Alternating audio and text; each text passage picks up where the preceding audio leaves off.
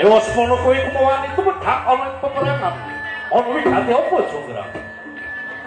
Joko Bandung.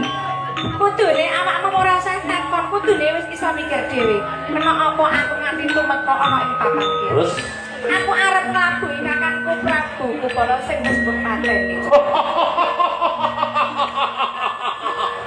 Hei, Jonggrang.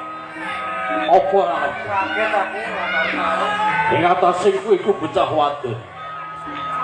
Apa kowe ora ngerti karo kondange Bantung Pondoso?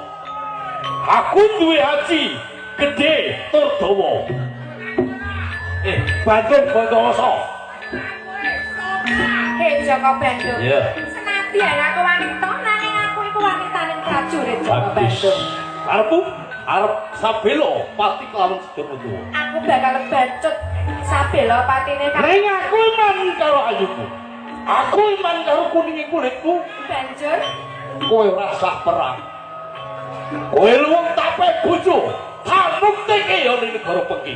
kepiye Joko Bandung? Tapek bojo. Aku arep nduk pundhut garwa. Kok kaya kebagusan rupamu Piye? Joko Bandung. Kok bagus-bagus dhewe. Ejan. Aku ora sudi. Nek ngono kowe ngino karo aku. Kaya Apa aku kurang bagus sih? kurang Aku kurang gagahe. Kurang. Kok kowe nek bayan iki? Yo gelem. gelem. Jonggrang. Piye Joko Bandung? Ketok kowe darbe pamundhut. Kondo.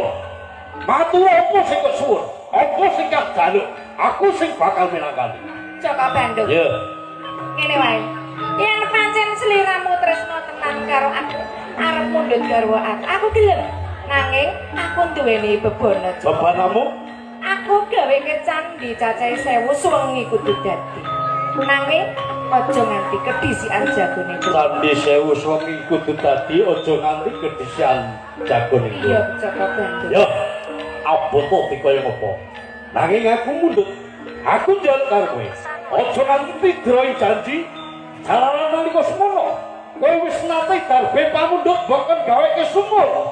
Sakemah aku wis kelakon. Ana sak jero lemah. Aku kok tabek karo watu. Nah, ayune. Aku bisa uwal saka laut. Para watu bolo. Sing minangka dadian aku. Rewang-rewang nggonku bakal memuji Candi 1000